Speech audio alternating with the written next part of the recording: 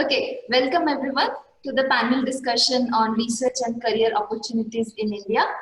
I would like to introduce the other panelists. They are Professor Rudra Pratap.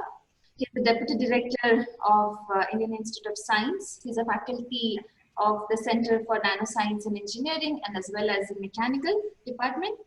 Professor Vikram Jayaram, he is the Divisional Chair for the Division of Mechanical Sciences. He is a faculty in the Materials Engineering Department. Professor Ananthasuresh, the Chair of Mechanical Department, is also a faculty in the Center for Biosystem Science and Engineering. And Professor Yogendra Simha, who needs no introduction at this point, is a faculty in Mechanical and he specializes in experimental mechanics. So these are all excellent resources. So I encourage all of you who are interested in a career opportunity in India and specifically joining IISc to please use this platform to ask any questions you might have. So as Namrata mentioned, I'm Susmita. I joined the department a couple of years back. So I thought it would be a good platform for me to just tell my experience so far at the Institute. So I work in the general area of thermal management, fouling mitigation, desalination, specifically by changing interfacial interactions. For example, by using specifically wettable surfaces so that you can minimize the hysteresis at the interface, you can enhance the performance of all engineering systems. So I have set up the lab. The name of my lab in the department is Microscale Transport and Energy Research Laboratory. So since this discussion is for young investigators, so it might be good if I can just, if I talk about like how I have come to this point of like setting up the lab in the institute. So, so basically as in any tier 1 research institute, we have research as well as teaching. When you join the institute, you are given a lab space, and the best thing about IISc is that the academic freedom that you get. So you choose your research direction, you choose what you want to do in the next 5 years, and so on. So the main things about setting up any lab in a new place is first is that you need money, you need funding, and second is you need students in no specific order. In terms of the startup funding, in terms of the money, I would like to say that the institute has provided some seed funding, which I would say is at par of any tier 1 research institute in the world. So it's a pretty handsome money depending upon the proposal you submit, depending upon what the plan that you have for, let's say, the next 3 to 4 years. Apart from the seed money is just to get your research started. The other funding agency, which is not at all a comprehensive list, are you can seek funding from the Department of Science and Technology, DST, Department of Biotechnology. Then we have SCRB. Apart from that, there are agencies such as the Space Technology Cell in collaboration with ISRO and other industrial collaborations that you can set up. In addition to this, there are national proposal calls that come in regularly. So, so I would say there's no dearth of funding. If you write a good proposal, there is funding. The second is about students. Here, unlike a lot of other countries, the students are funded by the government. It comes from the Ministry of Human Resource and Development, MHRD. So basically the funding that you raise, you don't have to pay the students with that. All the funding that you have, you can use for your own research. So having said that, specific to the department, as a new faculty, I can say right now I have no more new, but I have right now 6 PhD students, 2 master students, and my group is 11 people big. So the department, I can talk in terms of for the mechanical engineering department, the department takes all care so that the new faculty gets students in the first year at least. Right, so the students who come, they are encouraged to talk to the new faculty. because here the assignment of students is a two-way process. So the faculty has to show interest in hiring, in taking the student, and the student also has to choose the faculty. So that way it has been good. In terms of teaching, the minimum requirement is one course per semester. It's not a huge load, but the teaching is given a lot of importance. Here, the teaching is mainly for graduate students. We don't have an undergrad in the mechanical engineering department so far, but there might be plans in future. The third main aspect is mentoring, mentoring committees.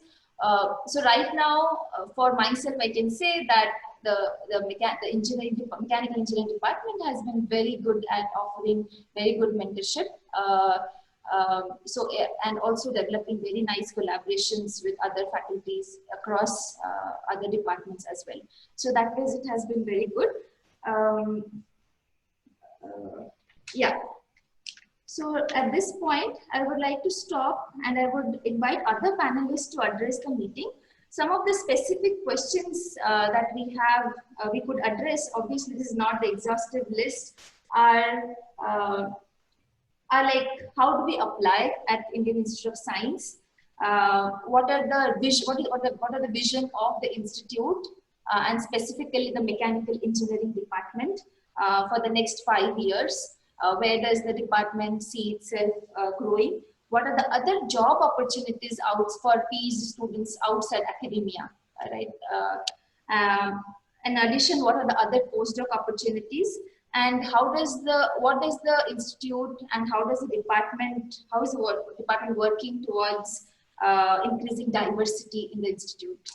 With that, I would hand over the screen to Professor Rudra to go forward from here.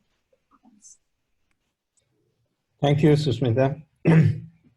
It's a pleasure to be a part of this panel and be able to share our experience and say a few things about where we are headed, particularly in experimental mechanics.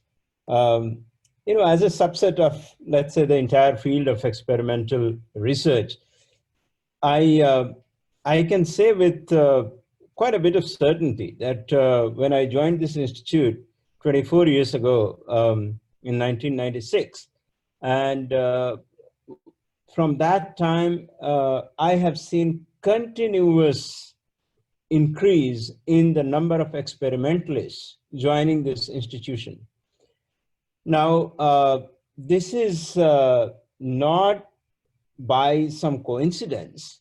There has been greater emphasis on a lot more hands-on work, a lot more experimental work, which has been also ably aided by the kind of grants which are available now, both in terms of quantity as well as the quantum. You get a significant amount of money today for setting up any kind of experimental work that you may want. The institute itself provides startup funding for faculty members when they join, which is very significant and comparable to the best universities in the world. So, now if you are an experimentalist and if you are thinking that, gee, what will I do if I go there and, if I start setting up lab, will I have money? Well, you will have plenty of money, but it all depends on your initiative, how quickly you set up your lab, and what kind of money you need. That also depends on what kind of imagination you have for where do you want to take a particular field. So if you are really gung-ho about doing something and changing a field, with your experimental work, we are listening. And, the Institute is extremely supportive. Grants have been given up to $500,000 or more than $500,000 to an incoming faculty for starting their work. And remember that $500,000 in a starting grant here means about couple of $1 million anywhere else, because as Susmita pointed out, graduate students come for free to you.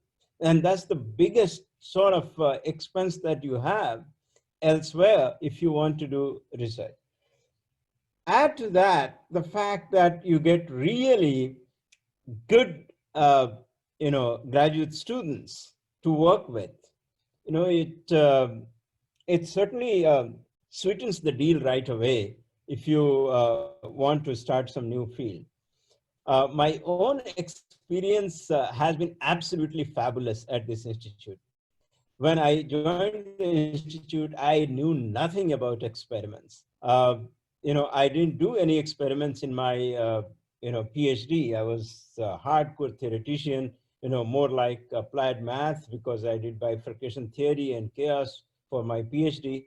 And, when I came here, I just changed completely. I jumped into micro electromechanical systems, MEMS, and started doing that. And the first set of experiments I learned with my graduate student, got the money to set up a lab, and got money from private company to set up a lab itself. And for instruments, I got money from, a funding agency, government funding agency, and set up the lab, got the instrument, and started doing the first experiment, with my graduate student, learning the equipment and learning the experiment and doing it together. It was a lot of fun.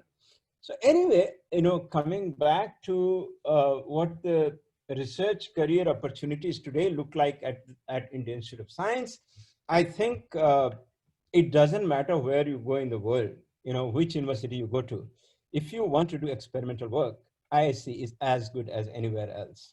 And, the kind of facilities that exist here today at the Institute, in all departments, and how easy it is to access different departments for experimental work. There are central facilities that you can access. It's just fabulous. So, I'll just end my, initial remarks here and wait for, anybody to ask questions as we go along.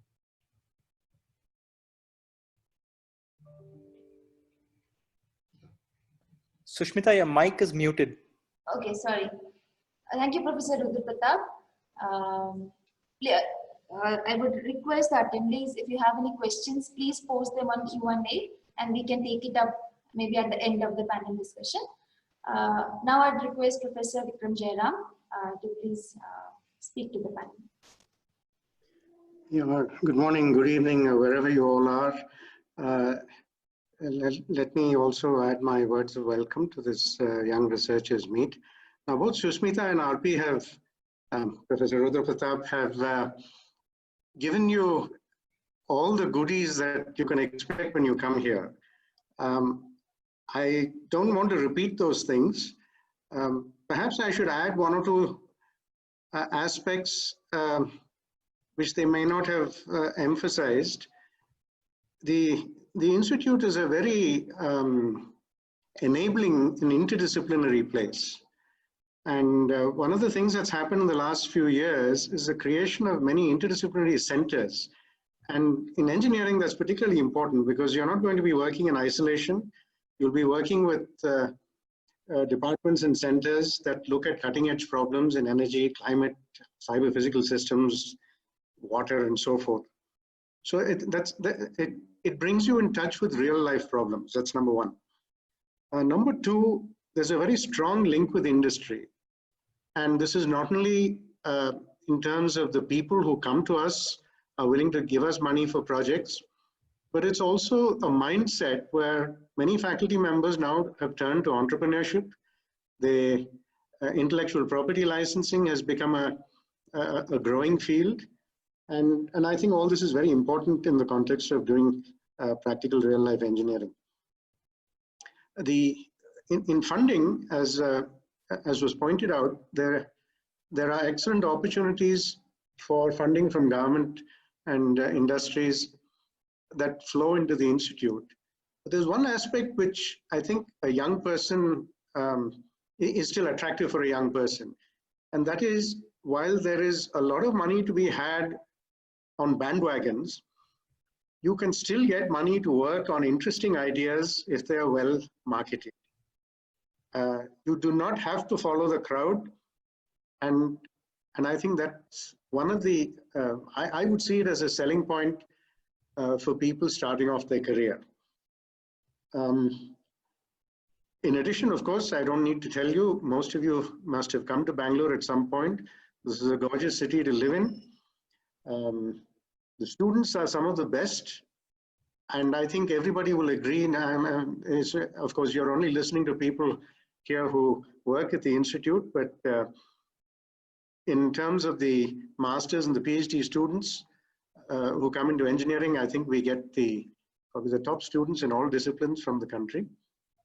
And so I can't think of a better place to start anywhere in the world, but definitely in India. So in addition, as you know, we've been designated as an institution of eminence.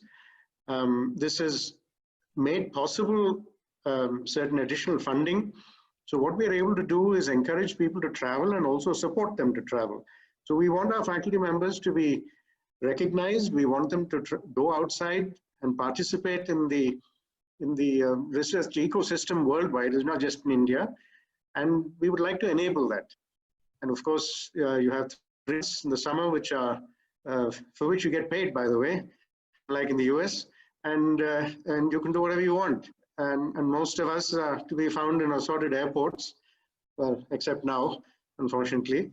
And so it's a very enabling environment for people to do high quality research and teaching at the postgraduate level.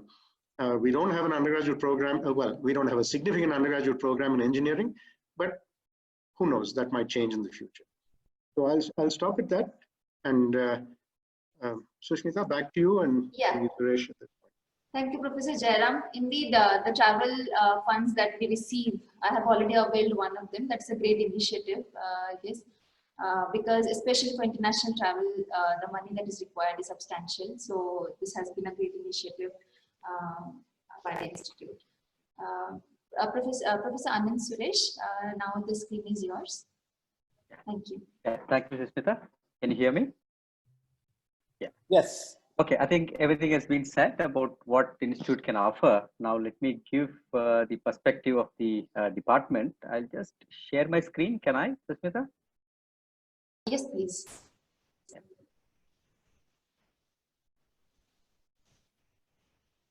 Okay.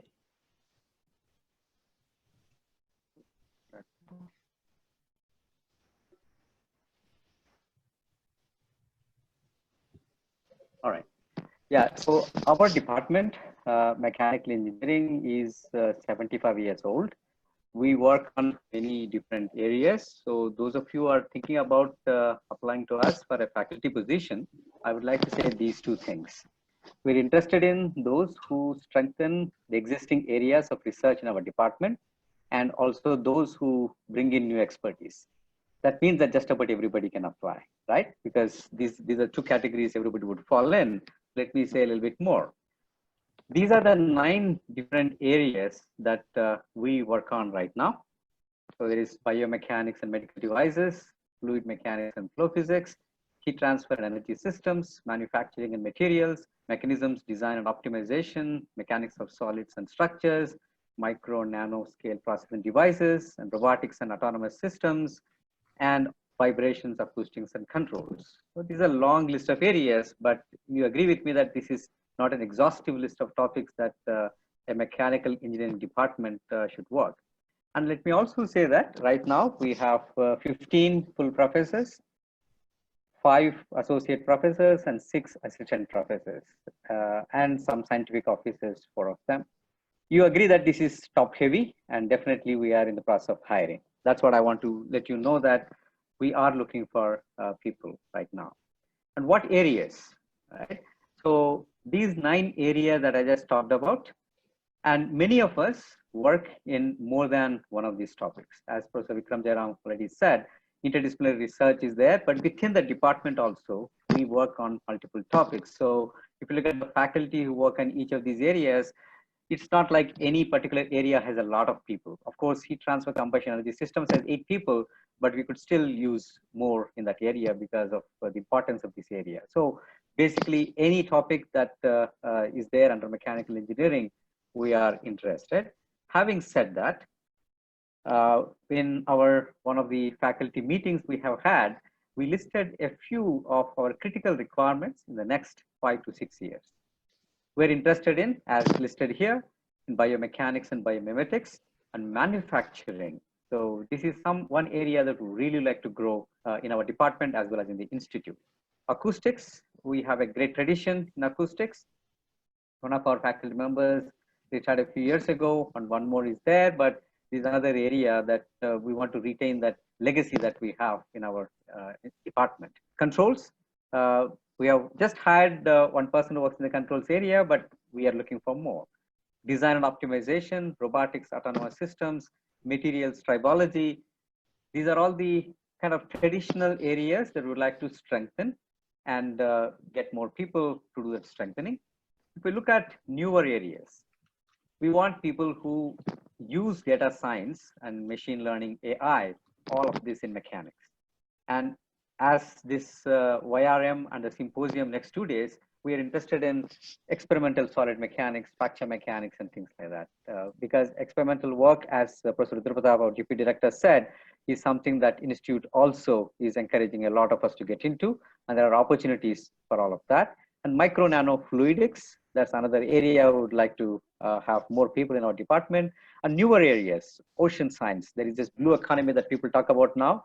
We don't have anything that deals with ocean engineering or ocean science much in the institute, and we want to see whether we could do some of it in our department. But also interface mechanics, like interdisciplinary research, we have this interface that matters in most of materials and design and other things. So we'd like to have this, and this is not an exhaustive list. This is something that we thought we should make conscious effort to hire faculty. And I would like to mention that our hiring is not specific to an advertisement. We have a rolling advertisement. Most of the departments do this in the institute. You can apply at any point. And this is the URL link to submit your application. Recruitment portal, like everywhere else, we would like to have your CV and your research statement, teaching statement, and also 3 of your best publications and all the usual stuff. Everything is explained in that portal. Please visit that and understand when you are ready to apply. And we would like to actually consider at all levels. Usually at higher levels, it's difficult for people to move as well, but we are open because, as I said, we are kind of top heavy right now. One way to quickly even it out is not make that top heavy even heavier, but then looking at the long term, we don't mind getting people at the higher levels also, associate and full professors level also, if there is a good match between what we are looking for and what the person has.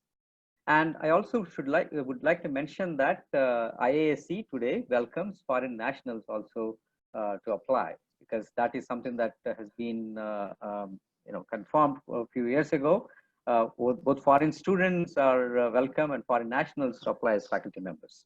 And in terms of diversity, one of the things that we want to consciously try is to have more women applicants, women faculty. I'm very proud to say that we have 2 women faculty in, actually 3 in our department, and we would like to get more. And there are also these other things, husband and wife are there, and I'm glad to say that 2 of my colleagues have their spouses in other departments. So institute is also very accommodating in the 2-body problems cases as well. And that's for faculty. And also institute welcomes Inspire faculty. We have that fellowship, and you can write to us, and one of them is just about to join in our department, Inspire faculty. And also there are postdoc opportunities. There is a prestigious Raman postdoc fellowship, which pays a very handsome salary as well as some contingency money every year for being a postdoc. Also, we have, as Professor Vikram Jayaram said, we have Institute of Eminence status now in the institute that also has another postdoc fellowship. And you can also approach individual faculty through their grants also. They can consider if anybody is interested for a postdoc opportunity in our department. We have a sizable number of postdocs. We'd like to really grow that and also mentor them so that they can pursue their careers after finishing their postdoc fellowship. And finally, we also have Entrepreneurship Opportunities Institute. There are several of them. I'm not just saying in our department, but institute as a whole. In fact, some of our students have started companies. I think there are 4 or 5 that started in the last 4 or 5 years from just a department. From the institute, there are a lot more. So if anybody is interested, that also is another one opportunity in our department, not just a faculty member, postdoc as well as entrepreneurship. So I will just stop sharing, and if you have any questions, I'll be able to answer when you ask them. Thank you. Over to you, Susmita. Thank you, Professor Suresh. I think you answered a lot of questions that we have been getting in the chat window. We'll take up questions after Professor Simha talk. So Professor Simha, are you there? Hello. Hello, Professor Simha. Now the screen is all yours. I think the young faculty and the researchers will gain a lot from your insight. Hello. Hello, Professor Simha, can you hear me? Yes, I just wanted to thank you for. I'm sorry that I'm not able to share the video of some disturbance.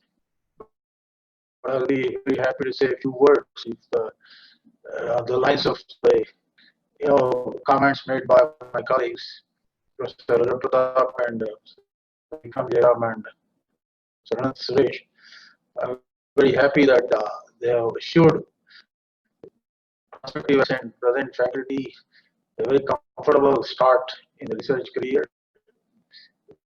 With very good life, I hope this quality of life also translates to good quality of research, which is what I think is really required to sell the PhD brand of this institute. Remember, earlier many of our PhDs ended up very easily as faculty not only in India but several all over the world. I think today, unless we have this type of coming out of the nice that we all enjoy, I think we have to push more towards that and enable us to take leadership positions. I'm very happy that the Department of Engineering is going all out to provide that kind of a confidence in the youngsters, and I'm sure the faculty has both the young ones and the seniors who are likely to be recruited will add to this excitement of doing cutting-edge work and also improves the PhD brand of this great institution. Thank you. Thank you, Professor Simha. We have a few questions. I would like to read them. The first one is by Vignesh. One moment. I've unmuted the participants who wanted to ask questions. Okay, great. Vignesh, Yeah. And Mr. Satyam, you may please speak up. Yeah, sure. Yeah, this is Dr. Satyam here. I had a question. This was regarding the age restriction for faculty position at an assistant professor level. So what is the age restriction and whether there is any relaxation or not?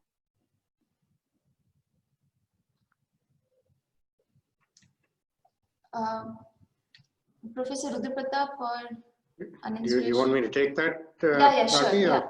Yeah. There is no age restriction at this point.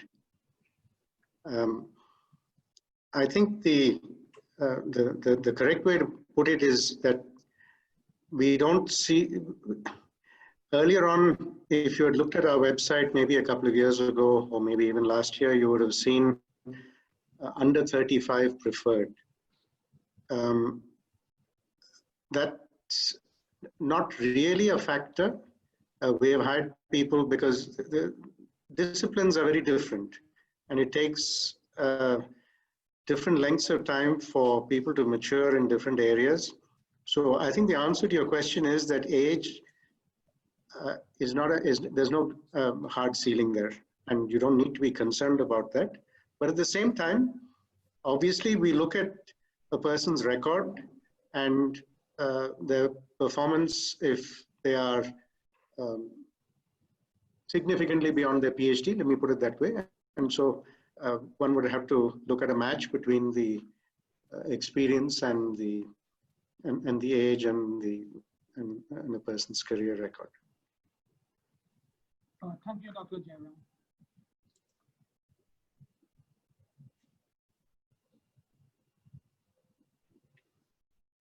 Dr. Vignesh had a question. Please go ahead.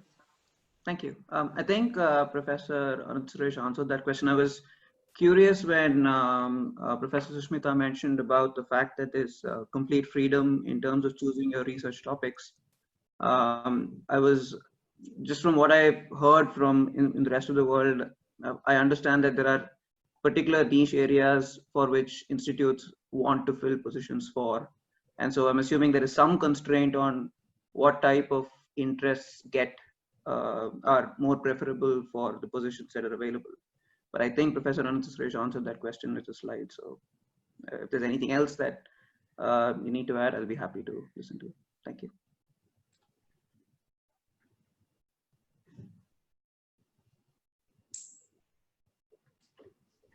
Should we take the next question?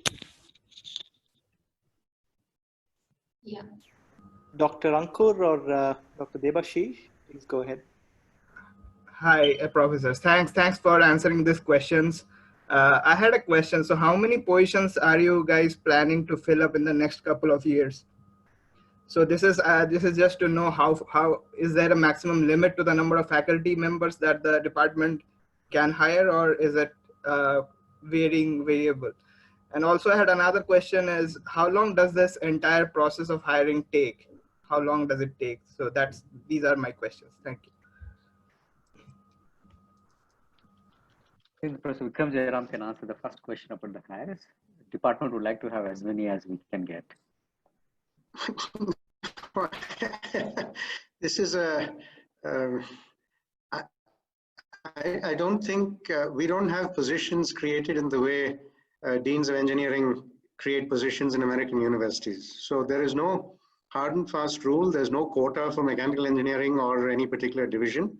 I would say that if the department is interested and can make a strong case, we're very happy to hire. I should mention that one of our commitments under this Institution of Eminence program is to increase our faculty and student strength by 20% over 5 years. So we're very keen to hire. I don't think you need to worry about that. If we don't hire people, it's not because we don't have positions available. There was another question. I've forgotten what the other. Did you have another question? Yeah, I think the time it takes to process, right? Yeah. Yes. Yeah. The process is one where the department first invites you over and you spend a day or two talking to people, giving a seminar and so forth. And then based on an internal evaluation, they call for references, and then a recommendation is made to the administration. At that point, the administration will then conduct, convene what's called a selection committee, where there'll be experts from outside and from within the institute. And that is the actual formal interview. But the initial visit to the department is very important, because that's where the primary suitability of the candidate and the technical competence and so on are established.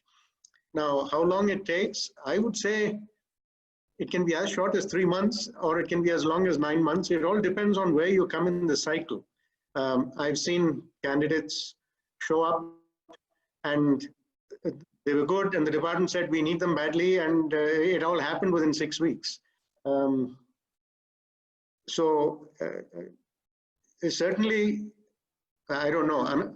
Suresh, I think you should put your neck on the line here. Sure. Because no, I agree most with of the time is taken at the department. Right. Yeah, I've also seen where things have happened in 2 months as well. So if you are the right person, I'm addressing the candidates now. If you are the right person at the right time, things can happen very quickly. So it can be anywhere from 2.5 months to, longer if there are other things, because sometimes after we choose a person, there are other commitments for the person elsewhere. So, but I think it's, we are actually trying to be very swift in our processing. And we hope, actually there is a question here about what are we doing in the pandemic time. We are still looking for them. We are still receiving applications, processing them. The physical visit is not possible, but I think now all of us have learned to do everything online. So you don't have to worry about this being a lockdown time or pandemic time. You can still apply to us and we will evaluate. Thanks a lot. We're not doing any research here, but we are recruiting people. Thanks a lot, Professor Jayaram and Professor Suresh. Professor Suresh, the second part to that question about the pandemic was about postdoctoral experience for faculty. Okay. Yeah, actually, this is something that I think many have a question about whether we require a postdoc experience of 3 years. Well, of course, postdoc experience, if it is relevant to the particular area that we are going to hire, definitely will be useful. But I don't think it's always needed. I have seen cases where a person with less than 3 years of postdoc experience has been hired.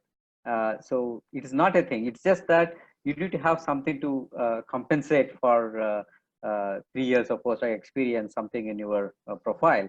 Then I think things can go. I don't think it's a hard and fast rule that everybody should have 3 years of postdoc experience, right? Those who have more than 3 years, they'll be put in the appropriate pay band. That's another thing we would like to emphasize. So somebody has, let's say somebody moves from another place with a couple of years of experience assistant professor, when they come in, they get a different higher pay band, right? Professor Vikram Jayaram? Yeah, regarding the postdoc, there are certain regulations. MHRD regulations prescribe the 3 years in order to be able to offer a position at a certain level. But if you come with 2 years or 1 year, there will be a small cut in pay. I think it's a negligible cut in pay, but that will be there. And you will then move into the regular scale after you've completed 3 years of post-PhD experience. But none of this affects your promotion. So your promotion will still be effective, or the process will kick in at the same number of years after you join, regardless of whether you join with 2 years or 3 years postdoctoral experience. There's a question from an attendee. I want to know about the funding opportunity for a postdoc fellow. I want to know about the departmental funding, project funding, and Raman Fellowship. That I already addressed, right? So maybe it was asked before that. We have opportunity for Raman Postdoc Fellowship as well as the IOE Postdoc Fellowship and faculty grants. So we have all three classes of postdoc opportunities. There's another question. Do you consider industry experience? Maybe as a selection criterion. Yeah. Well, it'll again, it's not required. If somebody has and that is relevant for that particular person, I think that would definitely be a plus if it is relevant, right? Relevant industry experience will be definitely a plus point. There is a question. What will be the scope for interdisciplinary research student from mechanical to CDS or sense in India in the next 5 years? Yeah. Vikram, you want to address that? Or you want me to? The question was about employment opportunities. I didn't follow. No. Yeah, I think it's interdisciplinary. Yeah. Yeah. What will be the scope for interdisciplinary research student? For example, from mechanical to CDS and sense in India, maybe in terms of employment opportunity is what I think from here. Well, I think the opportunities, if you ask where do our students go after a PhD, I think, Suresh, you would have better statistics pertaining to mechanical engineering, but my sense is that the majority still look for a postdoctoral career. This is true even in engineering and even more so in the sciences, but they look for a postdoctoral career. But there are opportunities in industries, and many of our students are now being hired by industry after a PhD. There are not many, but that's more because of their inclination rather than that industries don't want to hire them. And I think this would apply to people who do joint degrees, or I mean, jointly supervised by people in cyber physical systems and mechanical engineering.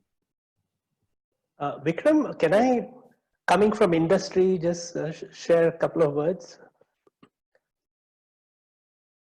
Yeah, sure, Sundar. Yeah, I have had the good fortune of working with colleagues in the institute from as way back as 1979. I started working with them in early 1979, mainly in aerospace department. And over the years, and I'm not here to flatter any of you. You all know that and I'm one of those who likes to speak his mind. I've found a steady, moving forward, improvement in every aspect of what a research, oriented institute, academic institute can be about. In our country, we keep, grumbling from time to time about how something has fallen apart and how something has gone from good to not so good or something like that. But that is not something that you can say in any regard with respect to the Indian Institute of Science. It's really amazing how, the faculty has changed, I would say in many ways for the better, how much more progressive it has become, how much more open it has become over the years. And it was always good, by the way. That is one thing. The other thing is about the graduates who complete their PhDs in the institute. I had the very good fortune when our company was very small. We were probably hardly a little over half a dozen people. I had the good fortune of having Dr. Raghu Prakash, who did his PhD in your department in mechanical engineering. He came to work with us, and he made such a huge difference to our industrial operations. And I'm so happy for him that he's doing so well as a professor in the Indian Institute of Technology in Madras. But years went by, and believe it or not, in the last 15 years, we've ended up with 3 PhDs from the institute, which I can say I'm not aware of any other ITW company with as many employees as we have that has that many PhDs to start with. And 3 of them come from the Indian Institute of Science and from 3 different departments. And they are doing so well that I'm kind of getting a little worried about myself, when I'll be rendered irrelevant to whatever is happening in the company. And so I've been listening to all these questions and information about recruitments in the institute, and I realize that nobody will want to touch an old fogey. So I'm a bit frustrated listening to all this, but I'm also happy for you and for those who will come to study and work at the institute. So really wish you all the best. And of course, I hope Professor Simha will be there to mentor the youngsters as they come in, as well as the youngsters who are working in the department. Thank you.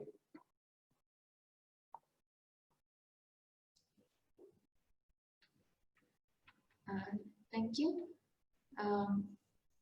There's a question by Manav. Manav, do you want to ask it now? Manav, you can speak up. You've been unmuted.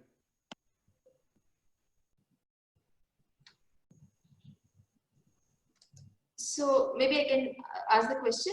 Audible now? Yeah, sure. Please go ahead. Okay, thank you. So I have one question related to opportunities to collaborate with industry. So are there specific ways in which the institute helps take up research problems arising from the industry? Like I see that one of the answers that Professor Gundia has given is there is CS, IS, and SID that handles those collaborations. But I'm wondering if panelists could say more about it. Thank you. Okay, maybe I can add a little bit here. Work with industry is largely a question of your initiative. So if a faculty member takes initiative to reach out to industry, that's one way of working with industry, and you are absolutely free to work with any industry you like, as long as the problems are interesting. The institute finds a mechanism to provide you a formal platform which will be used for your interaction, whether it's CSIC or SID. It depends on what kind of interaction and how big or small the problem is. So, sometimes problems are just about consulting for a very, very specific task, in which your expertise is required. And that's a consulting kind of agreement. And that can be done very quickly. There is some kind of MOU, some kind of a project that is written with CSIC and industry, and you sign up, and that's that. There are also these large projects with industry where you are developing. It's more like a research project, even open-ended research project, but specific to that industry and its needs. And there, that kind of problem is also formulated. Sometimes the problems are such that 4 or 5 faculty members work together on that industrial problem, and that comes through SID. So this is, when you take initiative. Now, industry, on the other hand, also takes initiative, comes knocking at your door, doesn't know, may or may not know that you exist with this such and such expertise. So it approaches SID or it approaches CSIC. It says, this is the problem that we're interested in. Can you put me in touch with a faculty or with a group of faculty members? And that is facilitated by these arms of the institute. So there are various ways of working. Now, funding agencies also sometimes require, and increasingly now they require, that if you are applying for funding in applied areas, you bring in an industry partner with you. So it certainly helps to keep your eyes and ears open and sort of talk to industry and make your contacts so that you have industrial partners ready for applying for funding. So there are lots of opportunities, not just 1, 2, and mechanism is in place for handling all liaison with industry and all kinds of interactions with industry. Yeah, Thank just you. to add to that, what Professor Pratap said, as government, as he said, government has some programs. One of them is Imprint, other is UAY. They actually give money to the industry partly. Industry provides, in the case of UAY, Vichitra Avishkar Yojana, they provide up to 25% or 25% minimum or more funding.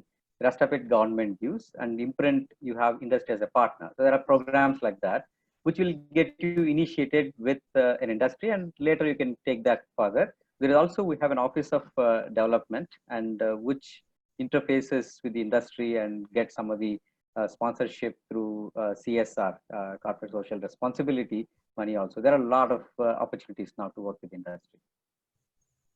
Thank you, Professor.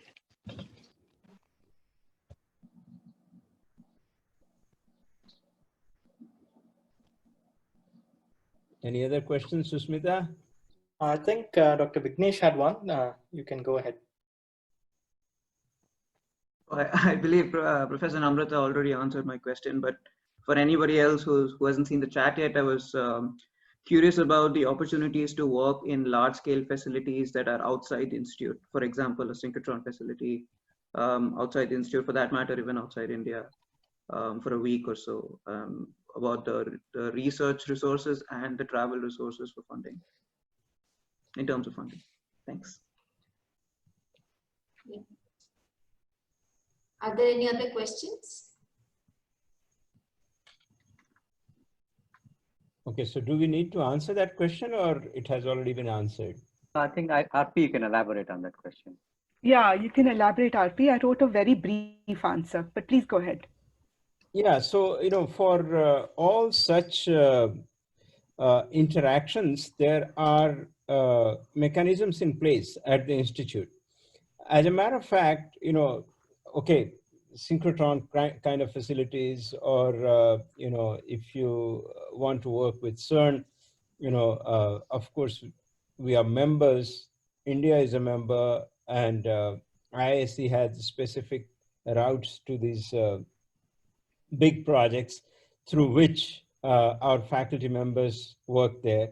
For example, I think at any given time, there are a couple of faculty members from IISc who work and collaborate with CERN in Switzerland. So, there are certainly these mechanisms which have been put in place, but even where these mechanisms don't exist or a collaboration doesn't already exist, we do have specific resources identified for facilitating that. So if you want to, particularly for young faculty members, if you want to start collaboration with a new group, not just visiting, not for visiting your old supervisor, but if you want to establish a new collaboration with anybody, anywhere in the world, there is a specific resource allocated for this to facilitate you going there, spending 1 to 3 months in that place, and you will be supported. So, and your student can be supported, in subsequent years for going and spending some time through our Office of International Research collaborations. So there are mechanisms in place so that we can enable such initiatives, because we sincerely believe that these initiatives are necessary in today's world. And we strongly encourage that. Great, thank you, Professor. I feel this session has been really informative. If I was applying, this is a great deal of information. I hope all the attendees have gained out of this. I would like to thank our panelists, Professor Pratap, Professor Ananthasuresh, Professor Jayaram, and Professor Simha. But before we conclude, I would request Professor Simha to just give some concluding remarks. Professor Simha, are you there?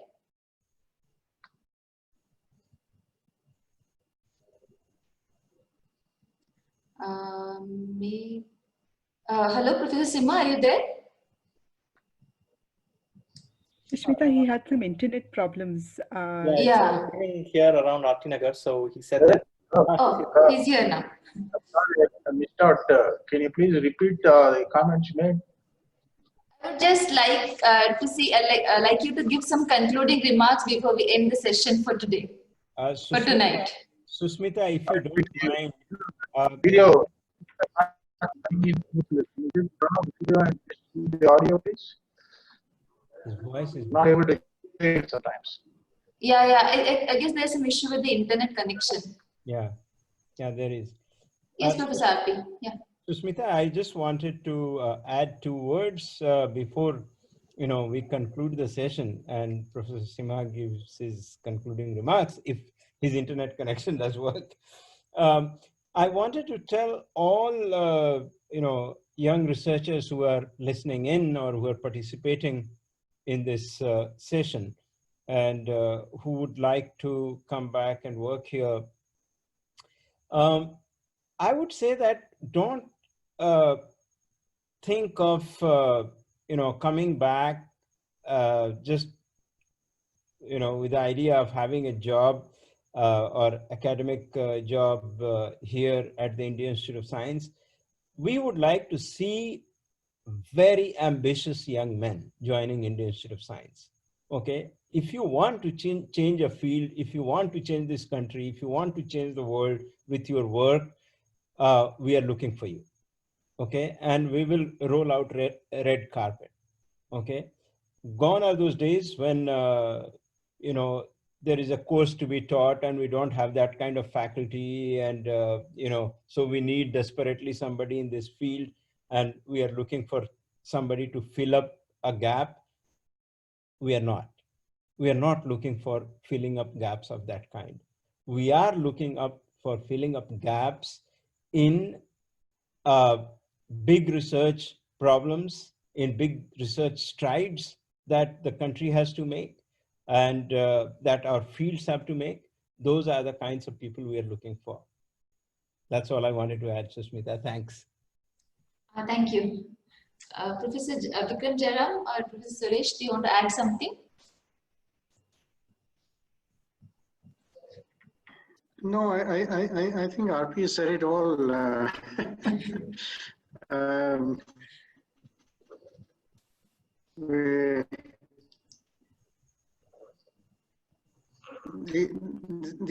industry has changed tremendously in 20 years. Very flexible. We have contacts with industries and the strategic sector and the international community, and we are able to facilitate things on a level that we couldn't have done 20 years ago.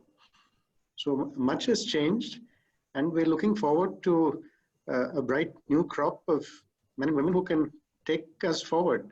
So we look forward to having you come in whatever capacity that you'd like to come. That's all.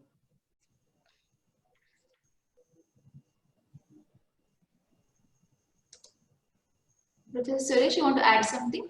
I'm done. Yeah. I just want to say that when you apply on the portal, we do get an email, and in our department we have a faculty recruitment committee, and that is chaired by Professor Raghuram Govardhan. You can contact him or me at any time after or before you submit your application on the portal. Because when you do that, we do get a message, and in fact, you can apply to 3 departments in the institute. I think some of you might not be aware of it, because that speaks of the interdisciplinary thing that the institute encourages now. You don't have to tick all 3 departments if you don't want to, but you can choose up to 3 departments when you fill in your application on the portal.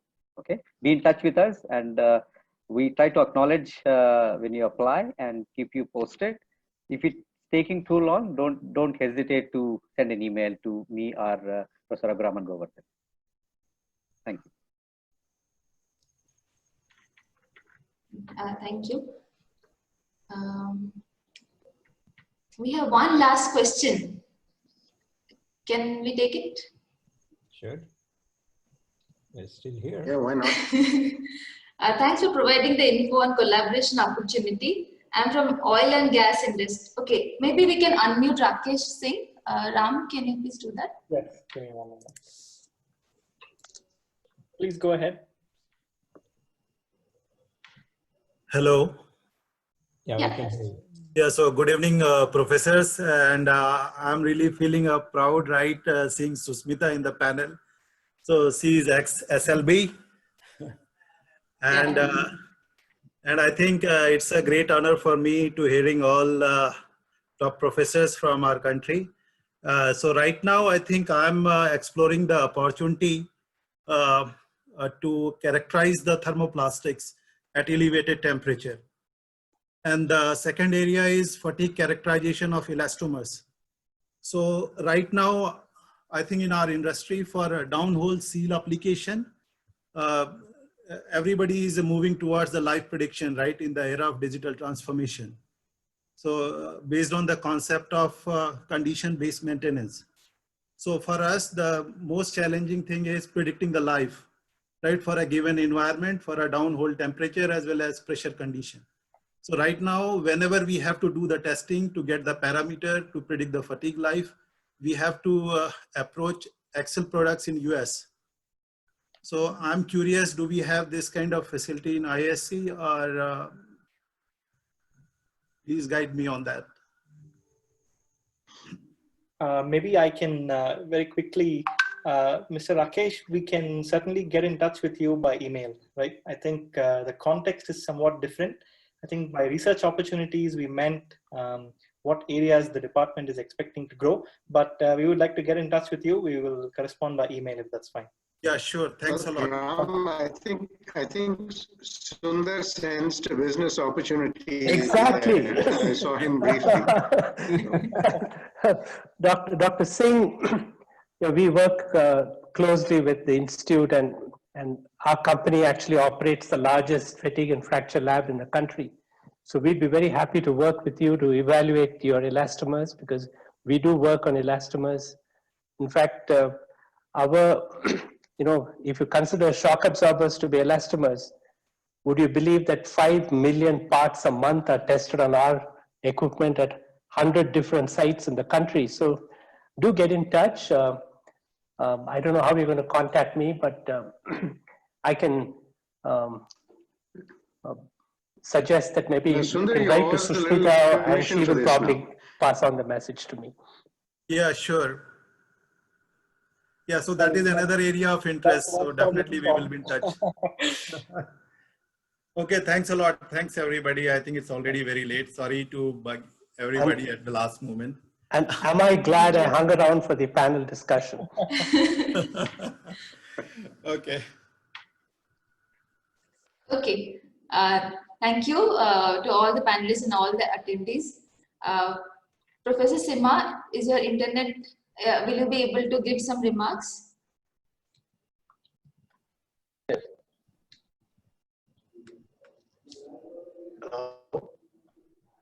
I don't think it's. I think, yeah. Professor Simha, your connection seems pretty bad. Yes. We'll hear from you again tomorrow. Is that fine? I just want to thank the panelists for sharing their ideas for the experts who are going to join us tomorrow or the days to come. I feel that we should move along the lines of great universities all over the world, which are going more and more private, engaging with the industry. Most of the top universities are following this private university model, where ambitious young men not only do fantastic research, but also build an excellent teaching tradition. I hope the latter is also taken seriously by all the applicants who join our institute. Thank you. Thank you, Professor Simha. So we end the panel discussion here, and we'll see you tomorrow. Yeah. Tomorrow at 3:30, is that right? Yes, 3:30. So tomorrow the program starts at 3:30. We will have a mix of early career researchers and senior researchers give talks on experimental solid mechanics. By chance, it's predominantly on fracture, but we hope that you will join us for that event too. So tomorrow is 3:30. Thanks again to the panel. We appreciate your time, and thanks again to the attendees who stayed back to hear about their prospects in the department. I hope that many of you will apply, and I hope that ambitious young men and women apply to the department. Thank you, Ram. Thank you very much, and good night. Bye. Good night.